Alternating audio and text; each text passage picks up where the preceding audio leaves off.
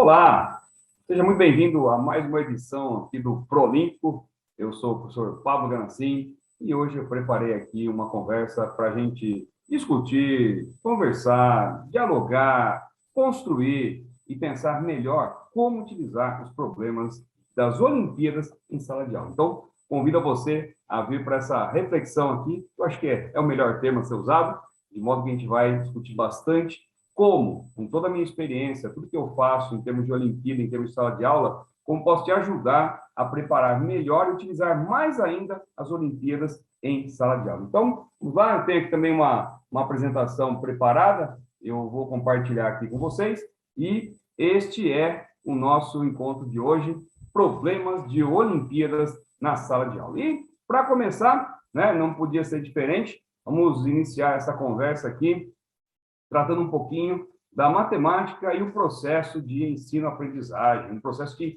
começa logo cedo, quando os nossos alunos eles ingressam aí pela primeira vez na escola, no ensino fundamental, bem lá no comecinho, e isso vai se construindo, vai andando aí ao longo dos anos, e não tem como, né? É um tijolo atrás de outro, é um degrau atrás do outro. E o fato é que muito se fala sobre esse processo, né? Você certamente já ouviu inúmeras vezes essa frase sobre a importância dessa ciência para a formação dos seres humanos, o quanto a matemática é importante na construção do raciocínio lógico, na estruturação dos problemas, e isso vai preparar para a vida. E eu acho que é verdade, claro, né? Não poderia ser diferente. Eu sou professor de matemática por paixão, por definição. Eu quis ser professor de matemática, eu estudei para ser professor de matemática, eu sou professor de matemática, e acabei, claro, me envolvendo também com as Olimpíadas, e sempre tive aí uma boa relação entre esses dois mundos, né? O mundo das Olimpíadas e a sala de aula. E é óbvio, né? Sem dúvida alguma, eu acho que é importante,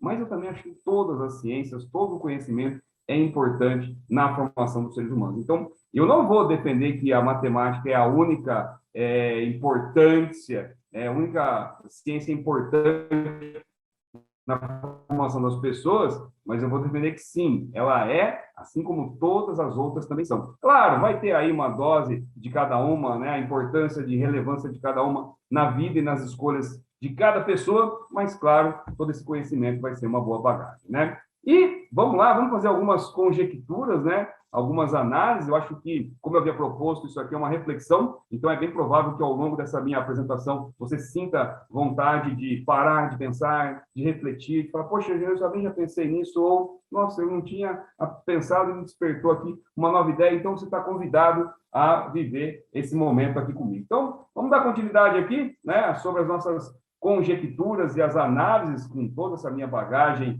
que eu tenho de Olimpíadas e de sala de aula, para ajudar você a estruturar melhor aí essa prática e esse desenvolvimento, né? Então, a primeira coisa que eu acho importante aqui é que, fato, existem algumas barreiras, algumas dificuldades enfrentadas por quem precisa ensinar e por quem precisa aprender matemática. Isso eu acho que é inquestionável, seja num grau menor, num grau maior, uma dificuldade mais sensível, uma dificuldade, às vezes, bem forte, né? Bem latente, bem presente. Mas a questão é que todos os segmentos vão ter alguma dificuldade. E o fato, né, isso está muito ligado ao quanto isso é desencadeado e o quanto é trabalhado para ser sanado, né? Então, eu diria o seguinte, né? Os alunos, eles começam logo lá no ensino fundamental e já vão tendo contatos. E se ali já não for instalado, já não for criado, não for construído de uma maneira bem adequada, bem interessante, bem importante, que promova não só o conhecimento, mas também o prazer, a paixão por esse conhecimento, já vai começar a ficar complicado, né? E é fato que mais tarde isso vai vir a se tornar aí, às vezes até um trauma, né? Eu conheço gente, eu dou aula, poxa, né? Eu dou aula desde 1992 e eu estou envolvido em Olimpíadas desde 1993. Então, dá para dá para ter alguma experiência, alguma vivência aí ao longo de tantos anos, né? E o fato é que eu já percebi e já conheci muita gente jovem, né? Mas também muita gente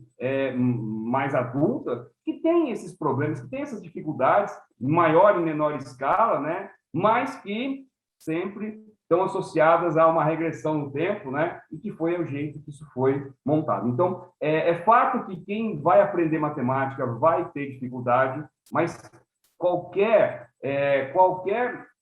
aprendizado vai exigir, vai ter dificuldade, né? Também a gente não pode agora achar que só a matemática é problemática, só a matemática traz problema, e o fato é que toda e qualquer aprendizagem passa por dificuldades. É normal enfrentar desafios, e é importante desatá-los. E aí entra o outro lado, que são as dificuldades de quem ensina a matemática e quem ensina qualquer ciência para ajudar nossos alunos a desatar esses nós, para ajudar nossos alunos a terem aí uma compreensão e aprenderem a enfrentar a dificuldade e levar isso adiante, né? O fato é que não estamos aqui para medir quanto tempo é necessário para aprender certa coisa, e sim aprender certa coisa. Então, se vai levar um dia, uma semana, um mês, não é uma corrida contra o tempo, e sim uma tentativa de domínio. E é nesse ponto que a gente tem que trabalhar e ensinar nossos alunos para que eles consigam se dedicar o quanto for necessário para aí sim poderem ter e conseguir o domínio.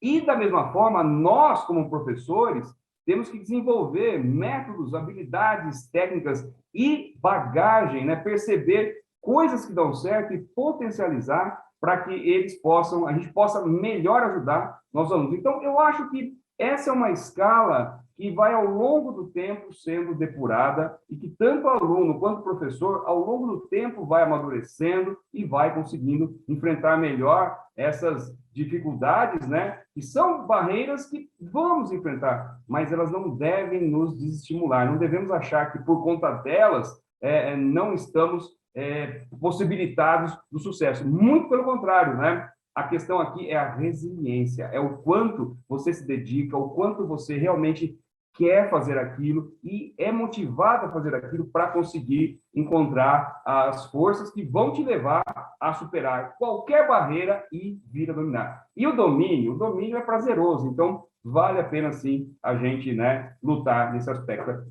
Outra coisa importante, né, é que fala-se muito aí a respeito da matemática que se aprende na escola e a matemática da vida, né? Ora bolas, né? O que nós podemos falar sobre isso, né? Bom, o fato é que é um conflito, né? Isso parece um grande conflito e muitas vezes as pessoas ficam imaginando que matemática da vida é uma coisa, da escola é outra, começam então aquelas discussões e elucubrações sobre, mas aonde eu vou usar isso? Eu nunca vou usar isso? Será que um dia eu vou usar isso? Isso serve para quê? Aonde eu aplico? Então, o quanto mais nós pudermos conhecer e transmitir para os nossos alunos sobre como aqueles assuntos vão ser aplicados, vão funcionar, melhor vai ser para que eles venham a aprender.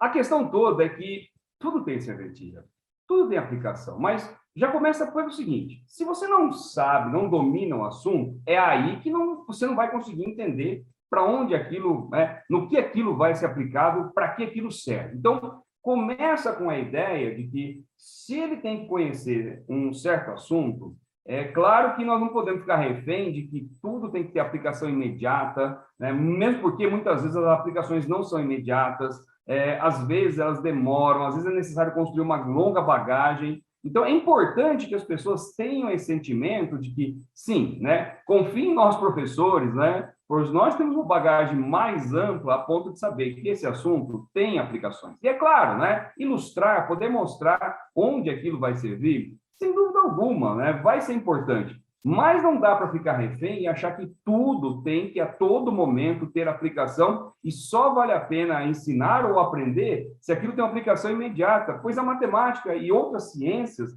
não são assim, não funciona desse jeito. Então, é muito importante, e eu volto aqui a frisar essa tela, né?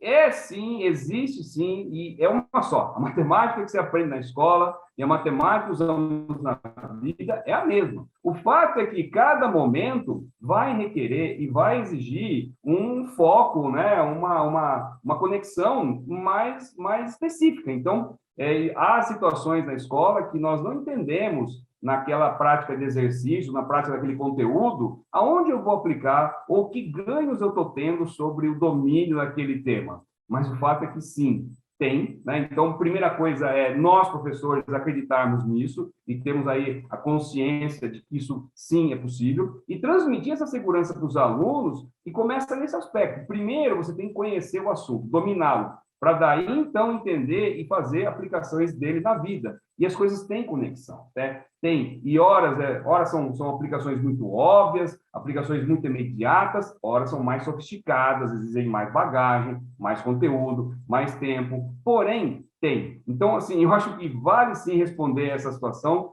dessa maneira, né? Fazendo essa junção, porque não dá para achar que a gente pode ignorar todo o embasamento teórico e formal da matemática e pular só para algumas técnicas, algumas aplicações, a vida instrumental. Não pode ser assim, né? Por outro lado, só viver a parte formal, aquilo também fica cansativo. Né? Tem alguns extremos, né? Tem pessoas que vão querer mais ou menos, eu entendo, mas não é desse jeito que a gente vai conseguir levar adiante a quebra, a derrubada desse mito sobre a matemática da escola é uma coisa e da vida é outra, né? E isso vai nos encaminhar, vai mostrar aqui um segundo ponto, né, importante, que é situações, né, esses mitos que vão envolvendo esse processo de ensino-aprendizagem, né? Mitos, né, que dizem respeito sobre o ensino da matemática e como ele pode influenciar no comportamento dos professores. Então, a gente pode começar aqui, primeiro elencando mitos, né, no foco dos alunos, né? Então, para muitos alunos, acho que o primeiro mito é difícil, né? Ué, eu discordo, eu acho que não é difícil, né? Na verdade, eu acho que qualquer conhecimento, qualquer ciência não é difícil aprender, né? Exige dedicação, resiliência, prática, envolvimento. Mas difícil é uma coisa muito assim, muito superficial para ser dita simplesmente, olha, é difícil, ponto encerrado, acabou a conversa, né? Não dá para acabar essa conversa desse jeito, simplesmente é difícil, né? Claro, e acho que em qualquer ciência, veja, nós estamos aqui numa corrente que é a da matemática. Mas muitas das situações são abertas e são externas a outras ciências, né? São muito parecidas. E eu acho que a questão não é por aí. Então, eu acho que nunca eu gosto de responder ou de aceitar simplesmente esse argumento. Ah, é difícil, né? Não é difícil. Tem que se dedicar, né? Pode levar tempo, pode ser necessário muita prática, né? E isso vem junto, né, com outro mito aí, que é, por exemplo, isso não serve para mim, né? Como não serve para você, né? É fato, cada um de nós vai fazer escolhas na vida, vai seguir mais tarde carreiras, profissões mais especializadas, e a gente pode vir a usar mais ou menos a matemática, de acordo com nossas escolhas, mas dizer que não serve, isso é muito forte, né? Você está simplesmente extirpando, você está excluindo alguma coisa que, poxa vida, né? É uma das ciências, né, bastante importantes na formação do ser humano, né?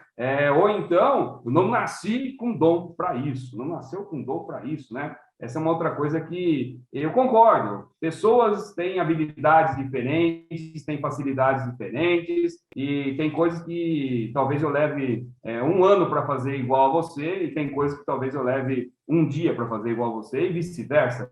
Mas a questão toda volta naquelas situações iniciais que eu mostrei, a respeito da resiliência, da dedicação, o quanto você realmente está disposto a praticar aquilo, né? E encontrar até outros exemplos. Veja, você toca violão com, né, muita habilidade, um violão muito bem. Poxa vida, quanto tempo você praticou para chegar naquele estágio, né, de perfeição, de excelência, né? Você pratica algum esporte de maneira excelente. Quanto levou de prática para chegar naquela excelência? Então, não dá para ficar nessa ideia de que eu não tenho dom, né? Não nasci com isso, isso não fui abençoado, né? Não, olha, não se trata, é uma mistura que não é por aí que você justifica a necessidade de resiliência versus, né, ser ou não ser abençoado para aquilo lá, né? Olha, eu tenho aí, na casa de 30 anos aí, de experiências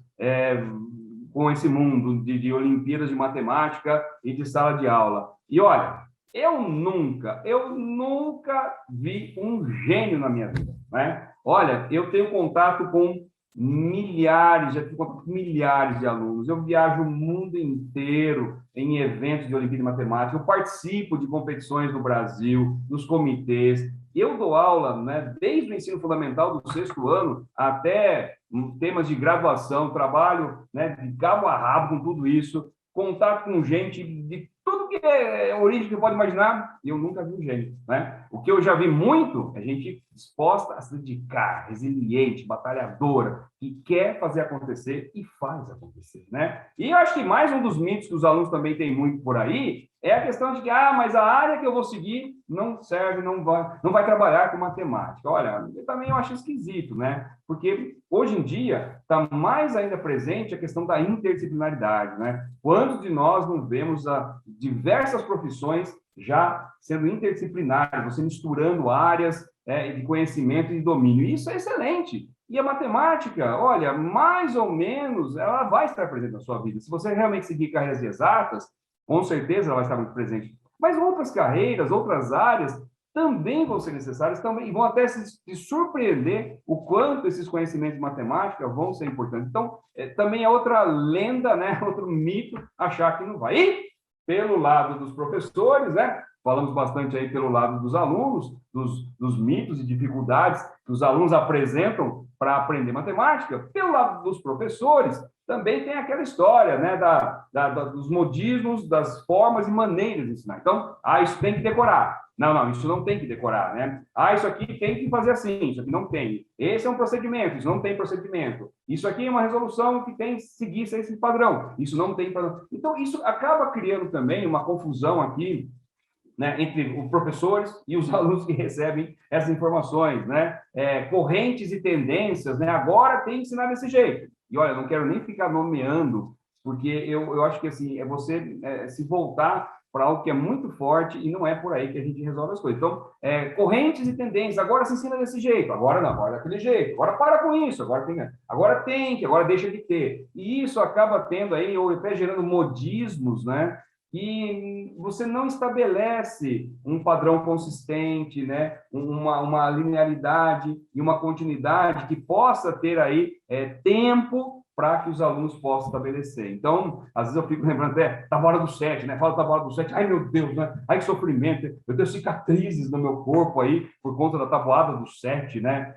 Olha, não é fazer desse jeito, né? Eu acho que criar formatos que vão estressar, que vão levar a esse tipo de situação, não vai ter bons resultados, né? E é fato que eles têm tempo para acabar. E aí acaba, recomeça outro formato e ninguém consegue direcionar. Então, é importante, né, nós, como professores, temos essa consciência desses formatos mais estabelecidos, né? Claro, isso não significa que não devemos ser inovadores. Muito pelo contrário. Inovadores, eu acho que é algo que você tem que ser o tempo todo, né? Mas eu acho que tem que pensar bem para não ficar simplesmente rendido a um formato, ou a um modismo, ou uma tendência, ou a certa coisa, e forçar aquela barra para, de repente, cair fora dela, né? Eu acho que nesse ponto dá para você encontrar maneiras, né, que são muito construtivas para que esse conhecimento se estabeleça. E olha, eu acho que fechando aqui essa temática, né, fechando aqui esses mitos a respeito do ensino da matemática, eu acho que não é nem culpa dos alunos, né, nem culpa dos professores, e nem culpa dos dois, ou nem eu dizer que os dois, então, devem se eximir desses mitos, né? Na verdade, eu acho que cada uma das partes, aluno e professor, tem aí o seu envolvimento, a sua parcela, a sua participação nesse cenário, e que cabe a nós orientarmos, né, os professores para que eles possam aí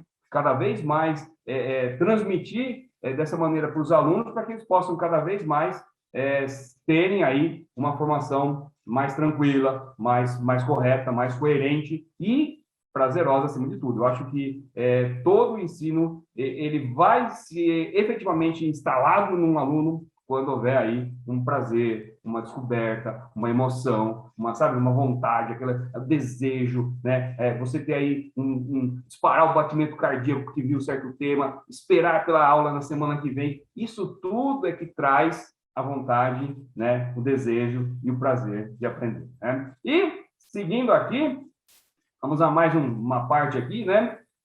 Que coisas podem ajudar, o que a gente pode fazer para poder melhorar, para poder tornar o ensino mais eficiente, mais produtivo. Então, o que a gente vai ver nessas situações? Então, olha, eu já disse uma vez e vou dizer várias, porque é uma das coisas que eu acho que assim, eu tenho um baita orgulho de dizer, é o fato de eu ter aí quase 30 anos de experiência, na casa dos 30 anos de experiência, e nunca ter visto um gênio, né? Então, veja, o que eu acho é que as pessoas precisam se dedicar, né? A questão que vai criar o aprendizado é um fruto, né, da dedicação, do envolvimento de todos, né? Não podemos delegar só para os alunos têm que, por eles mesmos, conquistarem e buscarem tudo isso, mas eu acho que nós, professores, também temos que nos dedicar a ensinar, né? Temos que fazer isso com paixão, com prazer, com orgulho, com vontade. E é por isso que eu acho que a gente tem que respeitar toda essa cadeia, né, de professores e de pessoas envolvidas nesse processo. Porque tudo começa lá no ensino fundamental, né, e lá no comecinho. Então, eu tenho um baita respeito pelos professores de ensino fundamental, porque o primeiro degrau é lá. A pessoa pode se tornar um baita pesquisador, pode se tornar um baita profissional, ele pode se tornar uma excelência, uma sumidade em qualquer área. Mas tudo começou naquele primeiro degrau, né? Com a alfabetização, com os primeiros contatos com o ensino. Então, eu acho que é por aí que a gente deve pensar coisas, ferramentas, maneiras, métodos que vão poder ajudar a implementar melhores condições, né, de ensino. E é assim que a gente pode construir professores que realmente praticam, né, esse processo, fazem muito bem e os seus alunos vão guardar não só, né, o conhecimento, mas essa lembrança pelo resto de suas vidas. Você não tem a dúvida que é assim que funciona, né? E aí, eu quero mostrar aqui uma coisa para vocês. Vamos falar um pouquinho, né, da importância e o papel que as Olimpíadas de Matemática podem ter nesse processo e como utilizar as Olimpíadas como uma das ferramentas, como ela pode compor aí uma das ferramentas, um dos instrumentos que vai ajudar você, professor, a desenvolver melhores práticas, ter aí novas maneiras de tornar suas aulas mais atraentes e, portanto, despertar aí a vontade, o desejo dos seus alunos, né, nesse aspecto. Então, falando um pouquinho da história aqui, né, as primeiras Olimpíadas de Matemática, elas remontam aí, né, ao século XIX, elas são razoavelmente antigas, né, elas são aí lá inicialmente do leste europeu, né, às vezes eram pequenas escolas ou grupos de pessoas, né, que construíam, assim, digamos, né, os certames, né, os desafios, ou até pessoas, né, existem histórias aí de pessoas, né, de posse que construíam, sim, um evento para criar uma competição, estimular as pessoas a competir. Então, nós iniciamos essa história de competições, né, e a matemática, sim, é a mais antiga de todas, né, por se tratar de uma ciência no formato que é, e, claro, mais tarde foram surgindo em áreas afins, e hoje todas as áreas do conhecimento e até mesmo a interdisciplinaridade delas têm competições. Então, é algo que hoje envolve milhões de alunos. E quando eu falo milhões, é milhões mesmo, né? No Brasil e no mundo. Você pega grandes países aí que têm milhões. Eu não vou nomear porque acho que não se trata de criar um ranking, né?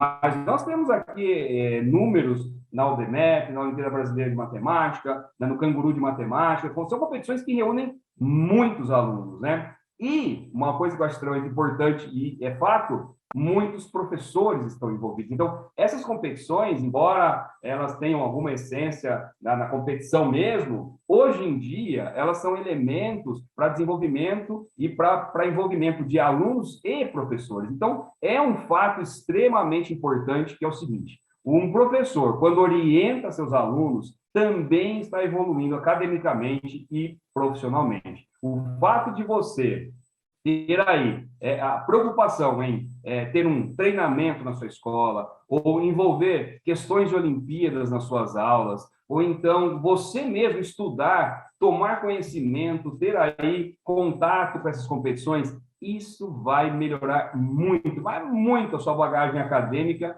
e a sua vida profissional, você não tem a menor dúvida, né? Olha, eu, como disse, eu estou envolvido com a Olimpíada de Matemática desde 1993, né?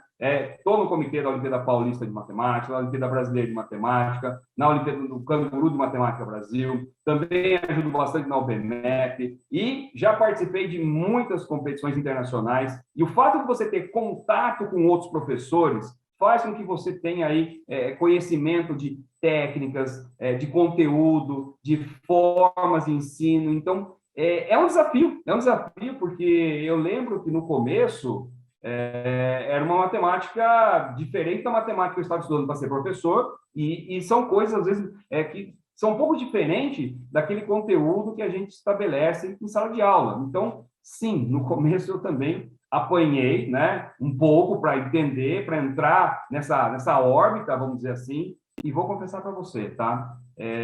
Eu apanho, e eu espero morrer apanhando dessas coisas para aprender, porque é uma coisa boa, né? Esse apanhar, é apanhar no bom sentido, né?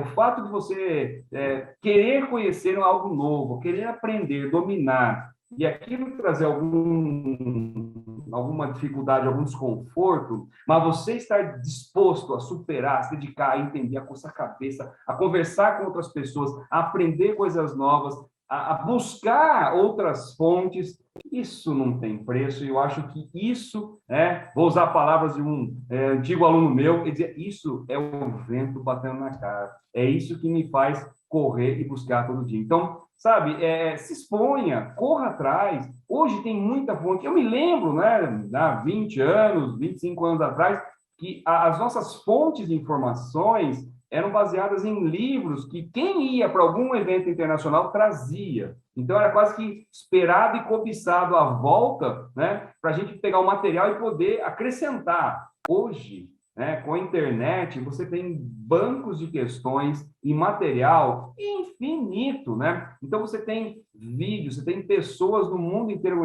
e vai além da língua, né? Claro, tem muito material em outras línguas, mas você tem tradutores online. Então, não existe, né, mais a desculpa de você dizer, poxa vida, né, não sei e não consigo encontrar uma fonte para me ensinar. A questão toda é você realmente se dispor. Então, tenha vontade, não ache que denigre, que é feio você ter dificuldade, ou então você não conseguir resolver, precisa pedir uma ajuda, precisa buscar uma solução, ou então até mesmo encontrar áreas de afinidades, né? Eu gosto mais dessa parte da matemática, ou mais daquela, mas funciona assim. Então, é importante e, olha, comece a fazer, se você ainda não faz, e você vai perceber em 1, 2 anos a mudança que vai acontecer na sua vida profissional, na sua bagagem acadêmica. Isso é algo inacreditável. E isso, naturalmente, você vai transferir para os seus alunos e vai transferir em todos os níveis. Por quê? Porque você vai melhorar e desenvolver essas técnicas, esse conhecimento, as aplicações. Mas muitos problemas de Olimpíada de Matemática mostram aplicações daquela matemática mais formal, mais de sala de aula, né? Que aí sim você vai conseguir encontrar tantos exemplos, tantas coisas, que vai acabar essa situação de diferenciar muito ou de ser algo maçante, né? Eu até posso recomendar, você vai encontrar, por exemplo, na Olimpíada Paulista, né? Olha, as aplicações, elas surpreendem até mesmo pessoas envolvidas em muito, que falam, poxa vida, como é que vocês acharam essa aplicação? De onde vem essa aplicação? Em que livro, em que fonte, de onde vem? E isso é muito energizante, isso aí traz, né, uma energia, o vento que bate na cara, que é demais. E aí, olha só, não fica só, né, restrito à Olimpíada, você acaba levando isso para todo o seu formato de sala de aula. Então, seja o momento em que você está falando de alguma questão de Olimpíada ou não, você acaba usando toda essa tecnologia numa só. Daqui a pouco não existe mais essa diferença. Olha, isso é só de Olimpíada, isso é só da matemática na sala de aula, isso é só da vida, isso é só da... Acaba isso tudo e passa a ser algo, né, mais depurado, mais estilado, que aí sim torna bastante elegante, bastante prazeroso, bastante interessante o conhecimento e as aulas, né? Então, até continuando aqui, né? A gente tem a questão ligada, por exemplo, à BNCC, porque o fato é o seguinte, né? As escolas têm currículos, elas têm que obedecer normas, elas têm ligações aí com o MEC e tudo mais, e ultimamente nós sabemos todos que temos que seguir a Base Nacional Curricular Comum, a BNCC. Então, se uma escola não está seguindo a BNCC, ela está fora das normas. Isso olha, tá fora das normas. Pronto, o fato é esse, né? E a questão é a seguinte, a BNCC, ela tem lá, né, os eixos temáticos, né, norteados assim, números, geometria, álgebra, grandezas e medidas, probabilidade e estatística. Então, a questão é que nós vamos misturar isso com Olimpíadas de Matemática. Então, nas Olimpíadas, isso está presente exatamente desse jeito da BNCC? Não, não é bem desse jeito, mas eu fiz aqui, né, eu levantei maneiras que as Olimpíadas usam para dividir os seus eixos temáticos, e a gente vê, por exemplo, no Canguru, basicamente é dividido em 4 áreas: números, álgebra, lógica e geometria. Então, os problemas, né, em geral, tem que cair numa dessas 4 classificações. Na Olimpíada Paulista de Matemática, a OPM, você vai encontrar aritmética, álgebra, combinatória, geometria e teoria dos números, essa divisão.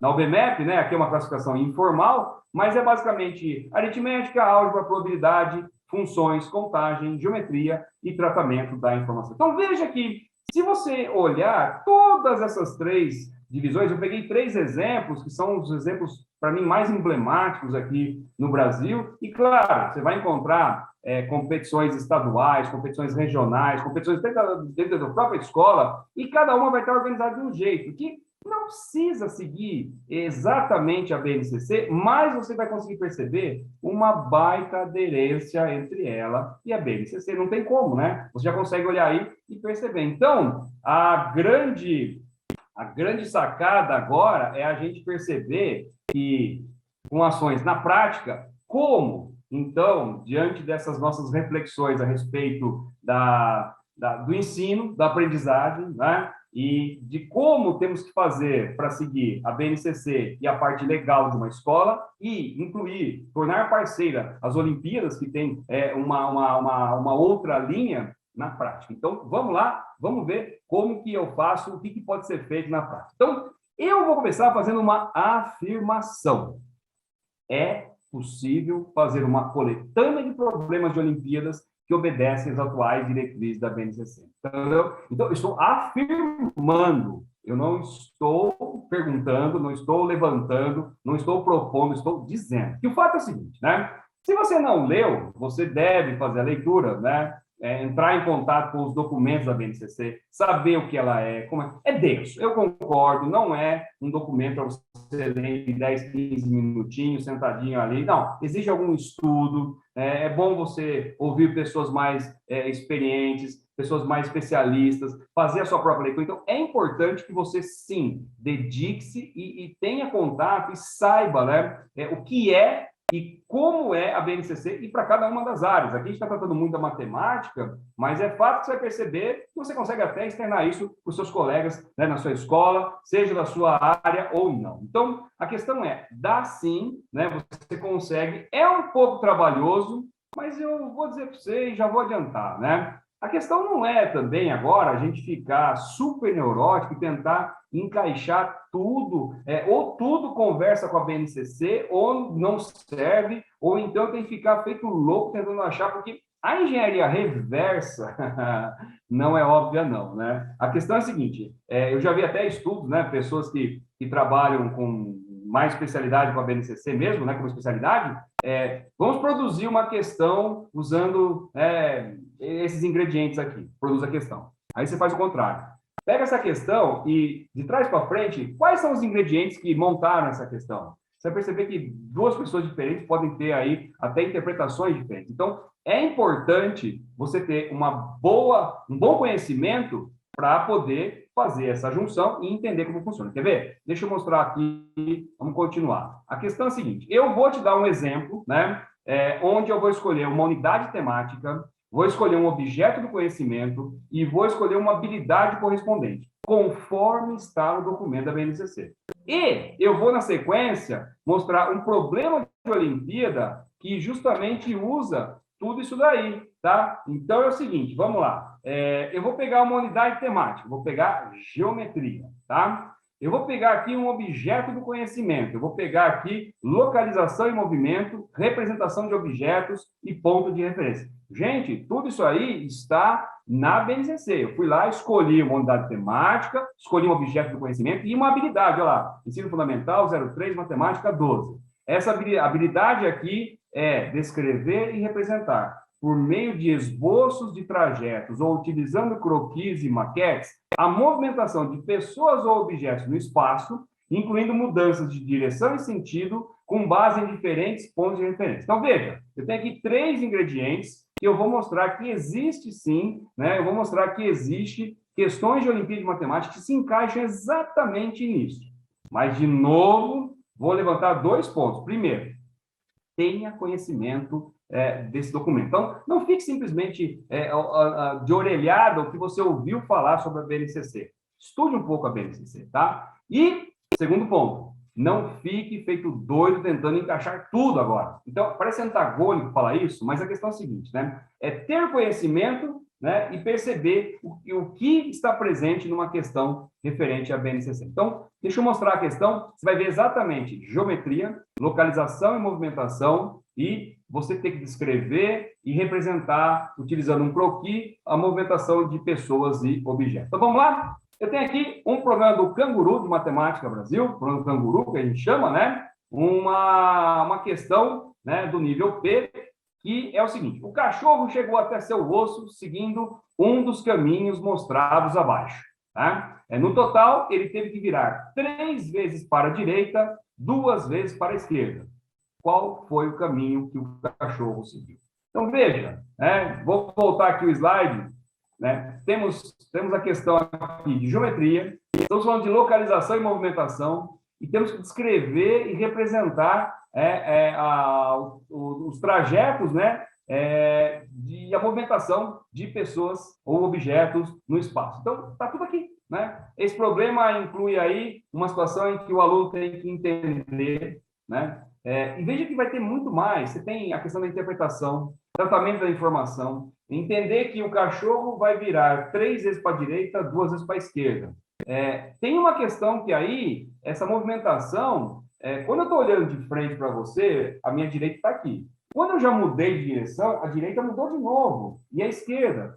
Então, mas isso é fácil quando eu estou andando. Agora, olhar um desenho e entender se você virou para a direita ou para a esquerda, requer, né, habilidades, e aí já não parece uma questão aí tão óbvia, tão simples quanto inicialmente. E o gostoso e o interessante é você pensar nessas coisas, não ficar naquela ideia de essa questão é fácil ou difícil, ela é simples ou não, mas sim entender o quanto daqueles itens está aqui presente, está sendo exigido, né, como capacidade e como habilidade dos estudantes para poder resolver essa questão, né? Então, você vai virando para cá, vai virando para lá, e vai entendendo. E aí, entra uma outra coisa que eu acho extremamente importante, que é o como você conduz a resolução, né? Primeiro a interpretação e depois a resolução desse exercício, e, claro, de qualquer exercício. Por quê? Porque isso eu acho que é o segredo, é a essência do sucesso, né, do processo de aprendizagem. Por quê? É bem possível que algum aluno consiga de imediato, eu fiz aqui, essa resposta certa, acabou e pronto. Ok, né? E esse é aquele caso bacana, tá ótimo, né? Não precisa falar mais disso. Mas, e aqueles que têm alguma dificuldade? E aqueles que vão pensar alguma coisa, que vão, sei lá, por alguma razão, eu não quero usar a palavra errar, né? Porque eu acho que isso é muito forte, quando você fala com um aluno, né, isso está errado, em algum momento da vida ele vai estar preparado para ouvir isso, tá? E aí, é fato, vai ter que ser dito. Mas o jeito que você fala, o jeito que você constrói essa maneira de receber o está errado é extremamente importante. Então, aqui, você levantar, por exemplo, maneiras de como é que então a gente pode fazer.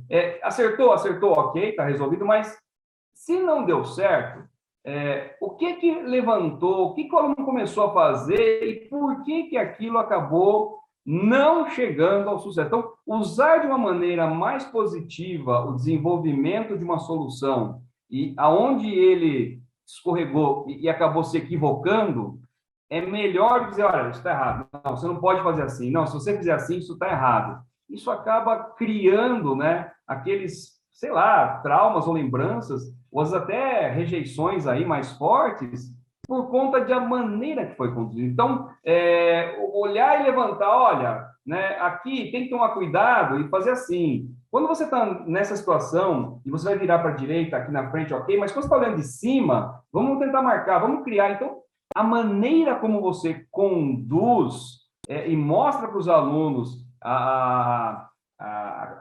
o envolvimento, né, o desenvolvimento e a busca pela solução é o que vai realmente ensinar. Então, aqui, quando você pensa, né, em como ele tem que descrever, como ele vai esboçar, como que ele vai criar a referência sobre a mudança de sentido, isso é muito mais importante do que simplesmente, a solução é essa, a alternativa é essa. Eu não vou nem comentar qual a alternativa correta aqui, né, porque eu não quero induzir e nem quero criar. Por quê? Porque se eu pensei de um jeito, é bem provável que você tenha pensado do outro. E essa é a grande beleza. O meu jeito não é melhor que o seu não é melhor que o meu. Cada um de nós viu diferente.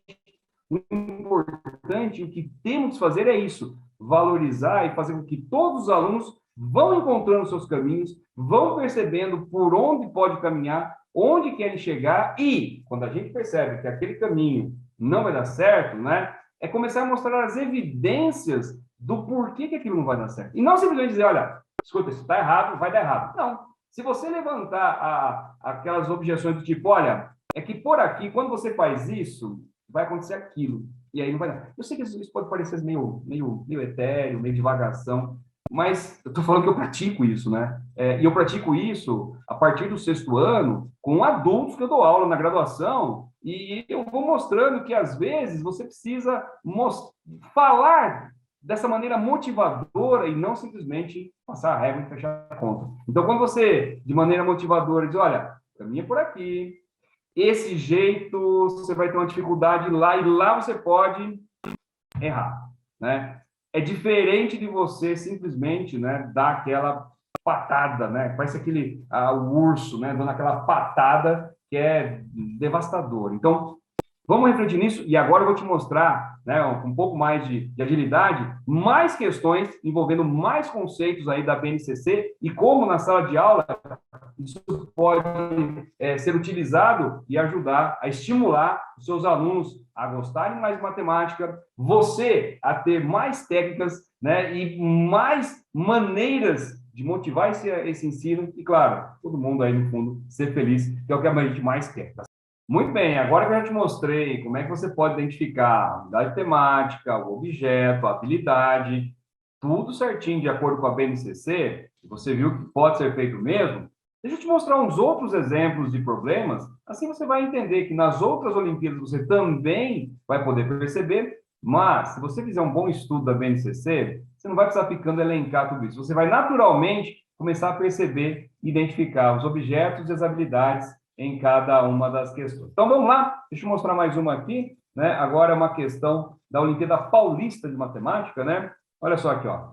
Você assistiu o filme Velozes e Furiosos 6, 2013? Bem, nós assistimos, né? Estou resumindo aqui o enunciado, e nós notamos que durante um trecho relativamente longo do filme, você tem um avião de carga e vários carros interagindo em alta velocidade numa pista de pouso.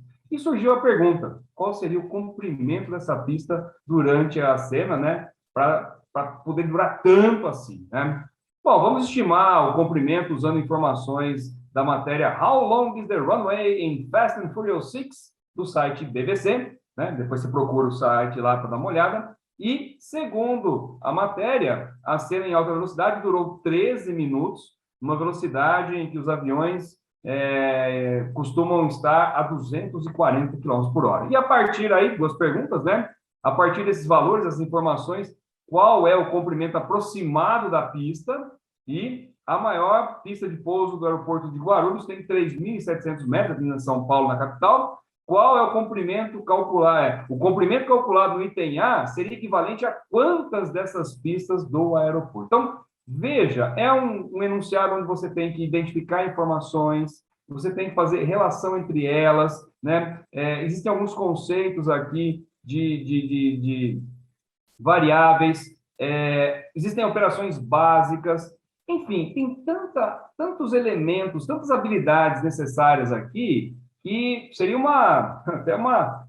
trabalho muito exaustivo tentar elencar tudo, e certamente alguém vai achar mais alguma coisa. Mas, olha que legal uma questão como essa, quanta matemática está por trás, mas olha que enunciado cativante, que enunciado curioso, que enunciado, né, tentador. Poxa, mas como é que é isso? O filme eu vi, não vi, é um clássico. Então, não é aquela pergunta seca, né? Dado tal coisa, o que acontece com tal coisa? Não, ele tem todo aqui um recheio, aqui um tempero, né? Para tornar atraente uma pergunta que, no fundo, está despertando aí mais do que só conhecimentos matemáticos, né? Tem a curiosidade, você, nossa, dá, não dá, pôde, não pôde, gera. Então, sabe, aproveita questões como essas e inclui nas aulas, mostra para os alunos e, das duas uma, né? Tem alunos que vão conseguir de imediato resolver, por quê? Porque conhecem os conceitos necessários aí e já podem simplesmente extrair as informações e processá-las. Outros vão precisar aí de uma ajuda. Então, esse conceito aí de velocidade, esse conceito de tamanho, como é que você calcula um, como é que calcula outro, como é que você relaciona essas grandezas, e isso nada impede que você vá mostrando inicialmente, como se fosse assim uma pequena explanação a respeito do tema. Olha, isso que ele falou é isso, deixa eu te mostrar. Na matemática é isso que você tem, isso se calcula assim, se relaciona até com outras áreas, né, do conhecimento, e aí você pode calcular. Vamos lá, vamos calcular? Então, não necessariamente você precisa, às vezes, dar uma aula inteira de um certo tema para usar uma questão como essa. Basta alguns minutos de uma explicação mais curta, mais instrumental, mas que permita ao aluno entender e resolver essa questão, né? Vamos lá, né? Vamos para uma outra questão aqui, olha só, uma do canguru. Uma feiticeira transforma 3 maçãs em uma banana. E toda vez que tem 3 bananas, transforma em uma maçã. Hoje ela ganhou 4 maçãs e 5 bananas. Depois de fazer as transformações, o que é que vai sobrar para a feiticeira? Então, de novo, você pode encarar uma questão como essa com grandezas variáveis, montar algum sistema, uma relação entre variáveis aí, pode chamar, maçã é X, banana é Y, isso dá aquilo. Claro que você pode dar essa roupagem mais algébrica, mas, por outro lado, você pode manter essa roupagem mais figurativa aí, usando, né, as até no desenho. Então, eu acho incrível um aluno que consegue resolver isso usando álgebra, e da mesma forma eu acho incrível um aluno que simplesmente vai desenhando, fazendo trocas, como se fosse de verdade vivendo essa situação, essa cena em que a bruxa faz as transformações. Então, você percebe que tem toda uma situação que traz para o aluno, torna ele envolvido e torna o enunciado interessante, e ele está aprendendo matemática, né? E claro, mais tarde, em algum momento da vida, ele vai precisar tornar isso mais algébrico, mas não há nada de errado em aprender dessa maneira mais simpática, mais ilustrada, mais figurativa. E depois vai juntando-se os mundos, né? Em algum momento ele troca maçã por X, banana por Y, sem que isso cause, né, uma confusão aí ou até um desafeto, né? Um outro aqui, olha, né, você tem algumas bolas com 3 cores diferentes, né? Então você tem branco, cinza e preto. As cores as bolas da mesma cor têm pesos iguais, massas, é claro que tem aí, né, aquela coisa que a gente sabe, até é importante ensinar a diferença entre peso e massa, mas quantos quilogramas tem cada bola branca? Então, olha só que legal, né? A gente podia justamente montar um sistema, né, chamado de x, y, z, montar aí um sistema que daria 3 equações, 3 variáveis, e eu acho isso demais. Acho lindo se um aluno consegue olhar para um enunciado como esse e já ter bagagem para poder. Mas eu também vou achar lindo demais se um aluno que nunca resolveu um sistema de três variáveis conseguir, de alguma maneira, organizar as informações, tratar as informações, né, e com mais álgebra ou menos álgebra, ou com uma álgebra mais modesta, ou com uma álgebra mais sofisticada, ou enfim, o que quer que ele consiga fazer, ele siga adiante e chegue na resposta de quanto pesa cada bola branca, né? Veja, o mais importante sempre, né, é estimular cada um buscar soluções, fazer com que a matemática deixe de ser ou você encontrou uma solução que é como eu sei, como eu pensei, como eu ensinei, ou eu não sei e não tem solução. Em aulas, eu sempre gostei de, claro, mostrar o meu raciocínio, maneiras que eu percebi, mas de ouvir. E vocês aí, como conseguiram resolver essa questão? Como vocês montaram? Como vocês pensaram? Como vocês abordaram? O que é que você... E olha, vou te contar, que é uma das coisas mais gostosas da aula mesmo, é aprender com os alunos, né? Às vezes você mostra a sua solução, né? E muitas vezes eles mostram, você fala, nossa, eu me surpreendo, nossa, que legal, eu nunca tinha pensado em resolver dessa maneira, né? Um outro insight, uma outra maneira, e isso é enriquecedor para todo mundo. E você não vai achar, você não deve achar que você está diminuído perante a eles por ter, né, não ter pensado aquela solução ou achar que todos têm que pensar na sua solução. Quando você cria esse ambiente de respeito, esse ambiente de interação, onde, claro, está muito bem dito quem é quem na aula, isso não tô oficializando nenhuma maneira, né, diferente de ordem, mas a interação não é desrespeito, né? Você aprender com os alunos aprenderem com você, as coisas irem evoluindo, isso, pelo contrário, é isso que gera engajamento e respeito nas suas aulas. Mas vamos lá, que eu tenho mais exemplos aqui para te mostrar. Olha só, vamos lá, vamos continuar aqui. Eu tenho agora uma outra questão aqui, uma questão da OBM, né? Essa é uma questão que dizia o seguinte: nós temos aqui um dado comum, né? Numerado, onde as faces opostas é sempre 7. E olha que coisa, né? Para alguns isso é tão óbvio, para outros é um outro conhecimento, é mais uma coisa que ele acaba de aprender. Então, utilizar isso aí para também ensinar é demais, é muito importante, né? E aí, olha, a figura 1 mostra um certo tabuleiro com 9 casas, né? Estando uma vazia e as outras assinaladas com letras do alfabeto. Então, ele vai ter que ler o enunciado, interpretar, codificar, olhar para esse croquis, para esse esquema, interagir, né? Tanto o texto quanto o desenho. E, na sequência, né? A figura 2 mostra o dado ocupando a casa vazia, né? Então, eu tenho um desenho e uma foto real, né? E o dado ocupando a casa desse tabuleiro. O dado rola sobre uma aresta, vai ter que falar o que é uma aresta. E de novo, lembre-se sempre, né? Eu não use aquela história, olha, para quem sabe ou para quem não sabe, olha, isso é só para quem sabe. Simplesmente não diga nada. Retome o conteúdo e se os seus alunos perceberem que, se ele já sabe, aquilo vira um reforço, uma afirmação. Se ele não sabe, não tem que ficar chateado, ficar se sentir deslocado ou até diminuído. Ou você está aprendendo ou você está revisando, mas isso não precisa ser enfatizado. O fato é que a maneira como você conduz o seu discurso pode tornar a aula, né, uma questão, uma aula, né? Um problema pode virar uma aula inteira, sem que as pessoas percebam o quanto estão aprendendo com isso aí. E isso é a beleza, né, de ensinar a matemática, de dar esse jeito de aula. Então, aí olha só, continuando, o dado vai rolar sobre a aresta, né? Então, tem a aresta, ele vai rolar sobre a aresta, e ele vai rolando para ocupar a casa A. Em seguida, ele vai para a casa B, a casa C, até chegar no H. Então, ele vai ter que até vislumbrar, tentar imaginar o que é, e que, claro, que pode ser concretizado também, né? Nada impede que você, num problema como esse, leve isso para a sala de aula, mostre, faça um modelo, uma maquete. É importante concretizar, mas também é importante tentar desenvolver aquela visão, né, espacial, aquela imaginação do que está acontecendo. E aí, duas perguntas, né? Aonde o dado para, né? Quando ele termina, qual é a face de cima?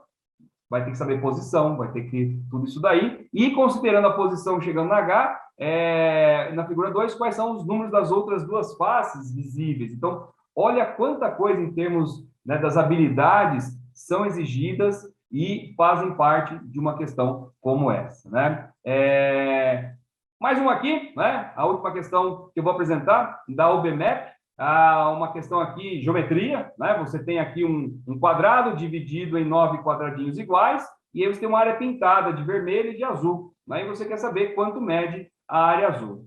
Aqui tem várias maneiras de abordar. Você pode calcular realmente, usando os conceitos de geometria plana, calcular a área, né, dessas regiões, somar. Você pode fazer área total menos área vermelha. Você pode fazer aquelas mudanças, né? Vai trocando aqui com aqui, por exemplo, dois meio quadrados, né? Que dão um triângulo, vira um quadrado inteiro. Então, em cima, eu vejo que tem um meio quadrado, meio triângulo azul na esquerda, meio triângulo azul na direita, juntos dão um quadrado. Tenho dois quadrados em cima, dois quadrados embaixo, dois... Então, essas maneiras são interessantíssimas, importantíssimas e sempre no intuito de eu mostro mais de uma maneira, né? Sempre, eu acho que o nosso papel, o aluno tem que ter na cabeça o seguinte: a melhor maneira de resolver um problema é aquela que ele consegue, é aquela que ele sabe. E fato, se ela é curta ou longa, rápida ou não, não importa. O fato é, ele conseguiu resolver? Ótimo. Mas cabe a nós, professores, também abrirmos a cabeça e mostrar a ele vários caminhos, várias possibilidades para que ele crie um repertório e amplie esse repertório de soluções, né? E tem umas questões como essa, vocês perceberam, né? Aliás, eu citei as fontes, né? Você deve sempre procurar esses sites, existem muita fonte.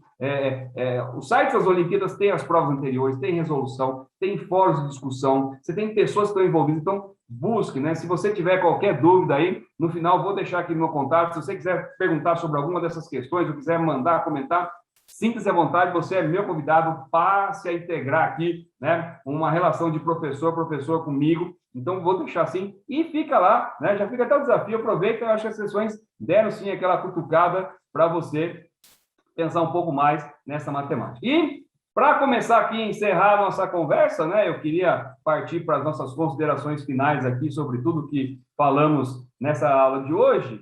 Eu acho que é o seguinte: primeiro, que é fato, os alunos já possuem livro ou material didático, que já tem muitos exercícios. Mas, em geral, esses livros são aqueles livros técnicos, né? São aqueles livros da escola, são os livros didáticos, e que, sim, alguns livros didáticos mais modernos já estão incorporando questões de Olimpíadas, você vai perceber, mas eles têm lá esse formato. Então, qual é o grande lance? O lance é incluir sem criar conflito. De forma alguma, eu acho que o nosso material criado com um banco de questões a partir das Olimpíadas deve suprimir ou simplesmente tomar o espaço de um livro. Jamais, né? Muito pelo contrário, escolas têm material didático, esse material foi solicitado, há um compromisso com as famílias, com os alunos, uma série de compromissos a respeito do material didático que a escola adotou e utiliza. Ele tem que ser utilizado, mas ele pode ser incrementado. Então, não criar conflito, né? Como eu finalizei ali embaixo, vamos somar. Então, e construa. E também não precisa ser o tempo todo, pode ser uma aula, pode ser uma vez por semana, uma vez por mês, não sei, mas entendeu? Se você buscar questões como essas, né, e rechear, acrescentar, incrementar suas aulas junto com o material que você já tem na escola, eu não tenho a menor dúvida que vai ser muito, mas muito mais legal, né? A questão é a seguinte, né? Crie estratégias para não ter problemas. Eu não quero ninguém aqui tendo problema com o diretor de escola, com o coordenador pedagógico, com família, porque o livro foi esquecido, abandonado. Não, pelo contrário, né? Cria um espírito de um projeto, de resolução em grupo, de uma estratégia nova, enfim, como se fosse, sei lá, né, o desafio da semana, aquilo que vai colocando mais, vai acrescentando um plus aí, para que aí sim as aulas até fujam um pouco da rotina e ganhem aí novos ares e passe a ser desejado. Você imaginou, né? Umas questões como essa, assim, olha, a última aula minha da semana eu faço isso com vocês, a última aula do mês, ou enfim, eu vou deixar uma questão para que vocês pensem em grupo e tragam semana que vem. Isso vai estimular, aliás, muito mais habilidades do que a BNCC espera, né? Você vai ter aí ganhos de segunda, terceira ordem, habilidades, né, soft skills, como são chamadas hoje, habilidades emocionais, habilidades de organização, de trabalho em grupo, enfim, tudo isso, e às vezes, sem perceber, eu acho que é o mais bonito, o mais charmoso, é a magia acontecendo, você, como professor, propiciando aí tanta evolução, tanta coisa que você nem imagina que está ganhando como isso, né? E Uma outra coisa que eu acho muito importante é estimular a participação dos alunos em toda e qualquer tentativa de solução, correta ou não. Motivação é essencial. Eu já falei sobre isso e vou falar de novo, né? É dizer, não, não pode, está errado, é assim que faz. Isso não é motivação, né? Você tentar mostrar a ele que o caminho que ele tentou seguir vai travar, não vai chegar lá, vai ter problemas, é diferente, você não dá certo, tá? Então, motivação é a chave, é o segredo e é o que vai criar o engajamento, né, dos seus alunos com você. Por quê? Porque ele percebe que daquela maneira ele aprende. Mesmo quando ele não acerta de primeira, você o estimula, você o conduz a chegar, conseguir e superar e chegar na solução. E isso vai causar um impacto emocional na vida desse seu aluno,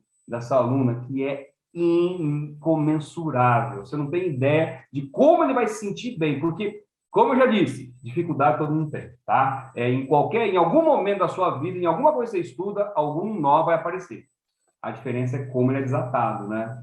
Se você tem suporte que te ajuda a desatar o nó, isso é uma conquista, isso é uma vitória, e não, né, uma derrota, um fracasso, que é muitas vezes aquilo que passa a ser transmitido e não pode. Então, motivação. Olha, esse caminho aqui, vamos tentar outra coisa? Ou então, deixa eu te mostrar que realmente esse caminho vai travar e a gente não vai conseguir sair dele, né? Enfim, acontece. Isso é até uma lição, né? Nem sempre a primeira ideia é a ideia que vai resolver um problema, né? Outra coisa, crie suas próprias listas de problemas e soluções, né? A questão é que nós temos fontes quase inesgotáveis, né? Gigantes aí. Mas é claro que você vai ter aí afinidade, você vai ter aí certa preferência. Então, não se preocupe e não queira abraçar tudo de uma vez só, ou também não fique chateado se você tiver algumas preferências. Ok, as pessoas, os professores, os anos, eles vão se complementando. Então, crie aquilo que você tem prazer, tem segurança, tem gosto, né? Claro, também almeje ampliar, não tenha medo, não tenha receio de aprender coisas novas. Não é porque nós nos tornamos professores e ganhamos um diploma e somos autorizados a dar aulas que agora nós sabemos tudo, né? Eu estou pronto, preparado e sei tudo. E não posso ter dúvidas e não posso ter dificuldades. De onde vem isso? Não existe. Então, muito pelo contrário, da mesma maneira que nós temos que motivar os nossos alunos, nós temos que nos motivar e receber essa motivação. Então, conseguir incrementar o seu repertório, ampliar a sua bagagem, aprender coisas novas, isso temos que ser motivados a fazer isso e temos que nos sentir motivados a buscar isso. É o vento batendo na cara. Eu já falei isso nessa conversa. Enquanto o vento estiver batendo na cara, você vai ter vontade, você vai querer acontecer mais, vai dar emoção, o coração dispara, você tem essas conquistas. A hora que tudo virar uma monotonia, não tiver mais graça, não tiver mais emoção, tenha certeza, né? Acabou. Não é isso que eu quero. Como eu falei, né? Eu apanho, quero morrer apanhando essas questões para aprender sempre, né? Isso tem que ser uma motivação. Aprender um pouquinho mais todo dia tem que ser uma motivação, né? E, por último aqui, eu acho que os programas de Olimpíada, eles podem ser um grande instrumento para despertar o interesse e o gosto pela matemática, sabe? Aquela ideia de que se tem alguma coisa que te tira da cama para fazer, para seguir sua vida, para continuar seu dia, eu acho que tem que ser, da mesma maneira, alguma matéria, algum tema que faz com que os alunos queiram ver a próxima aula, esperem, almejem a próxima aula e tenham um gosto por aquilo que estão fazendo. Então, coloquei aqui dois motes que são bastante importantes na minha vida, né? Hashtag paixão por ensinar, eu tenho mesmo, né? Eu quis ser professor, lutei, batalhei, enfrentei dificuldades, né? Tudo que você pode imaginar, eu vivi, né? Não sou sortudo, eu não acredito também em sorte, né? Não sou abençoado, não acredito nisso, mas tenho essa paixão e vou adiante. Né? E fundamental é um trocadilho aí em inglês, né? O fun tá colorido, que é de divertido, né? E o fundamental, que é de importante. Então, se as pessoas entenderem e tiverem esse conceito, se você, como professor, tiver a paixão por ensinar e os alunos tiverem toda essa motivação, forem motivados a aprender, você não tenha dúvida, né? Que juntou a chave e fechadura. Aí, esse momento, eu quero me despedir de vocês, né? mais uma vez, muito obrigado pela sua participação aqui no Prolímpico 2021, nessa minha sessão aqui de problemas de Olimpíadas na sala de aula. E tem aqui embaixo os meus contatos, você tem aqui o meu perfil, tem também aqui o meu e-mail. Não hesite, sempre que tiver alguma dúvida, sempre que precisar de alguma ajuda, sempre que tiver alguma ideia, compartilhe, conta comigo, encontre-se comigo. E eu espero, em breve, poder vê-los em algum evento, presencialmente, contar histórias e ouvir histórias de vocês mais uma vez, tá certo? Muito obrigado aí pela sua participação, como eu digo aos meus alunos, pela sua paciência e pela sua audiência, e juntos vamos fazer com que a matemática seja também amada por muitos, como muitas outras ciências são, pois todas elas são extremamente importantes. Matemática é bom demais, faz a gente feliz. Tá joia? Se cuida. Até mais. Um abraço a todos.